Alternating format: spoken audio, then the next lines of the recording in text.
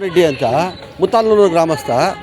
ನಾನು ಸರ್ಕಾರಕ್ಕೆ ಮತ್ತು ಮಾನ್ಯ ಮುಖ್ಯಮಂತ್ರಿಗಳಿಗೆ ಮತ್ತು ನಮ್ಮನ್ನು ಆಳ್ತಕ್ಕಂಥ ಜನಪ್ರತಿನಿಧಿಗಳಿಗೆ ಮುಖ್ಯವಾಗಿ ಒಂದು ಪ್ರಶ್ನೆ ಕೇಳ್ತೀನಿ ನಾನು. ಇವಾಗ ನಾವು ಇರಬೇಕಾ, ಜೀವಂತವಾಗಿರಬೇಕಾ, ಇಲ್ಲ ನಾವು ಸಾಯಬೇಕಾ? ಈಗಾಗಲೇ ನಮ್ಮ ಆನೇಕಲ್ ತಾಲೂಕಲ್ಲಿ ಸುಮಾರು ಕೈಗಾರಿಕಾ ಪ್ರದೇಶಗಳನ್ನು ಮಾಡಿ ನೀವು ಎಲ್ಲ ಕೊಳಚೆ ನೀರು ಬಿಟ್ಟು ಪರಿಸರನ ಹಾಳು ಮಾಡಿದ್ದೀರ. ನಾವು ಚಂದಾಪುರದಿಂದ ಮನೆಗೆ ಹೋಗ್ಬೇಕಾದ್ರೆ 1 ಗಂಟೆ ಟೈಮ್ ತೊಗೊಳ್ತಾ ಅಷ್ಟೊಂದು ಸಂಚಾರ ಸಮಸ್ಯೆಯನ್ನು ಮಾಡಿದ್ದೀರ. ಹೀಗಾಗಿ ಪೊಲ್ಯೂಷನ್ ಅಂತಂದ್ರೂ ಹೇಳೋದಕ್ಕೆ ಸಾಧ್ಯವಿಲ್ಲ. ಅಷ್ಟೊಂದು ಪೊಲ್ಯೂಷನ್, ವಾಟರ್ ಪೊಲ್ಯೂಷನ್ ಅಂತಂದ್ರೂ ಹೇಳಲೇಬೇಡ.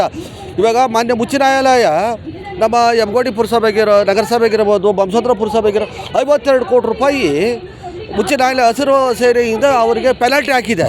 ಯಾಕೆ ಪೆನಾಲ್ಟಿ ಹಾಕಿದ್ದೀರ ಅಂದರೆ ನೀವು ನೀರನ್ನು ಕಲುಷಿತ ಮಾಡಿದ್ದೀರಾ, ನೀವು ಅದನ್ನು ನೀರನ್ನು ನಮ್ಮ ಈ ಪರಿಸರ ಇಲಾಖೆಗಿರ್ಬೋದು, ಇನ್ನೊಬ್ಬರಿಗಿರ್ಬೋದು, ಯಾವುದ್ರ ಬಗ್ಗೆ ಕಾಳಜಿನೇ ಇಲ್ಲ. ಇದೆಲ್ಲ ಬಿಟ್ಟು ಈಗಿರ್ತಕ್ಕಂಥ ನಮ್ಮ ಆಳ್ತಕ್ಕಂಥ ರಾಜಕಾರಣಿಗಳಿಗೆ ಸರ್ಜಾಪುರ ಹೋಬಳಿ ಫಲವತ್ತಾದ ಭೂಮಿ, ಅಲ್ಲಿ ಇಲ್ಲೊಂದು ನಮ್ಮ ಕೈಗಾರಿಕಾ ಪ್ರದೇಶದ ಸ್ಥಾಪನೆ ಮಾಡಬೇಕು.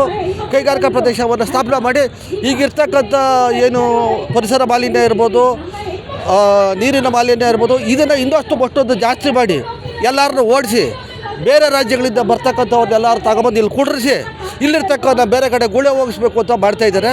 ಇದಕ್ಕೆ ಸಾಧ್ಯವಾಗದ ಮಾತು. ನಾವು ಯಾವುದೇ ಕಾರಣಕ್ಕೆ ನಮ್ಮ ಫಲವತ್ತಾದ ಭೂಮಿ, ನಾವು ಕೃಷಿ ನಂಬ್ಕೊಂಡು ಬದುಕ್ತಾ ಇರ್ತಕ್ಕಂಥ ಭೂಮಿ, ನಮ್ಮ ತಂದೆ ನಮ್ಮ ತಾತ ಕೊಟ್ಟಿದ್ದ, ನಮ್ಮ ತಂದೆ ಕೊಟ್ಟಿದ್ದ, ನಮ್ಮ ತಂದೆ ನಮಗೆ ಕೊಟ್ಟಿದ್ದಾರೆ. ನಾವು ಮತ್ತು ನಮ್ಮ ಮಕ್ಕಳಿಗೆ ಕೊಡ್ತೀವಿ. ನೀವು ಕೃಷಿ ನಂಬ್ಕೊಂಡು ಜೀವನ ಮಾಡಿ, ಯಾವುದೇ ಕಾರಣಕ್ಕೂ ನಾವು ಈ ಭೂಮಿಯನ್ನು ಬಿಡೋದಕ್ಕೆ ನಾವು ತಯಾರಿಲ್ಲ. ಜೈ ಕರ್ನಾಟಕ, ಜೈ ಕಿಸಾನ್.